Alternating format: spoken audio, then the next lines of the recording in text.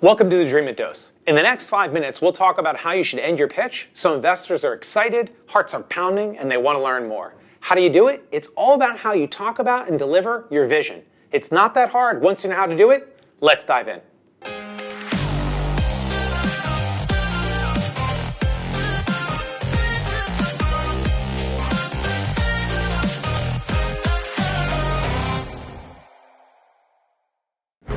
So a big mistake we see startups make is when pitching and talking about their company, startups typically look at, and they're almost myopic, to talk about what they need to do to get to next base. What do they need to do to get to that next round? So they're focused on their next inflection point. Maybe it's monthly recurring revenue, annual recurring revenue, number of customers, number of users, number of downloads, but they forget to talk about the big vision. VCs are looking for a grand slam. A lot of times you'll even hear the expression, so how are you going to hit this out of the park? So how do you show them your vision for the end game, not just the next play or the next round of investing? Andrew Ackerman a lot of times at Dreamit will say, I'm worried that you're playing small ball, right? You're just trying to get to the next base. How does this get big and really interesting that venture investing makes sense here? So how and when do you hit your vision? Towards the end of your deck or a conversation you're having with someone, hit your vision. My favorite way to start this section is with the phrase, this is just the beginning. So you talk about today and then eventually where you're going to get to. What are things going to look like in 3 to 5 years? How is the world and industry going to change because you're in it and your solution is in it? What's it going to look like when you're dominating in the industry? How are you going to become that standard or evolve into a platform? And think about and think how you could describe how are you to become a noun or verb like Uber, Airbnb, Kleenex, or Band-Aid within your industry. And great time to use your go-to-market strategy and talk about how you're going to dominate the market and expand across vectors. We have a great Dreamit Dose on that. Make sure to check out go-to-market strategy Dreamit Dose. So how are you going to become a platform and a standard? And it all starts with, this is just the beginning. Now, there's one thing you need to avoid here, and that's going too far, too fast, where you stretch it and you strain credibility because your vision's too big. So how do you deal with it?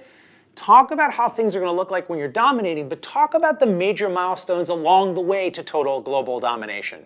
It's a little bit like I want to talk about I'm going to fly to Mars, but you know what? First, it's going to take 3 days to fly to the moon. I need to get good at that before I'm flying 7 months to Mars. What are those key milestones along the way? It's a great use of your go-to-market strategy and how it's going to evolve.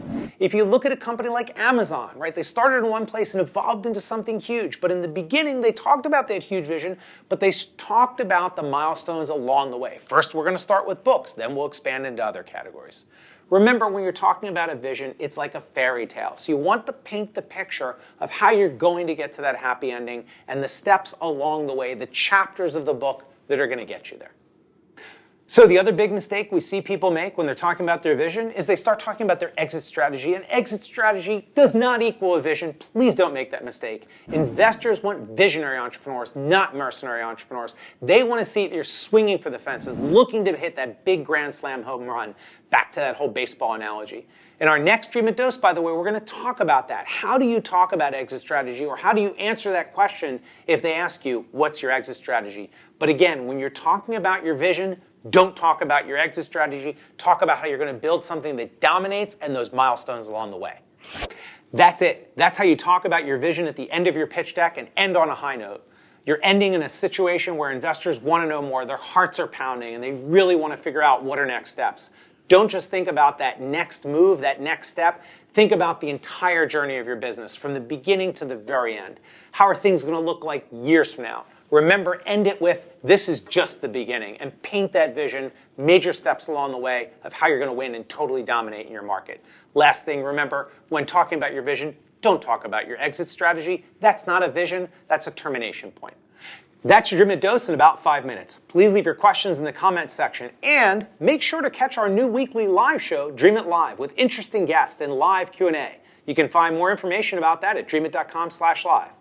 Make sure to follow and subscribe on all of our social channels. We have a lot more coming. Really looking forward to answering your questions in the comments section. See you next time.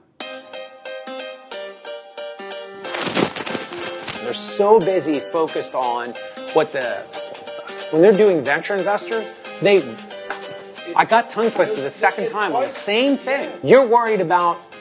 It was almost perfect. Let's try one more time.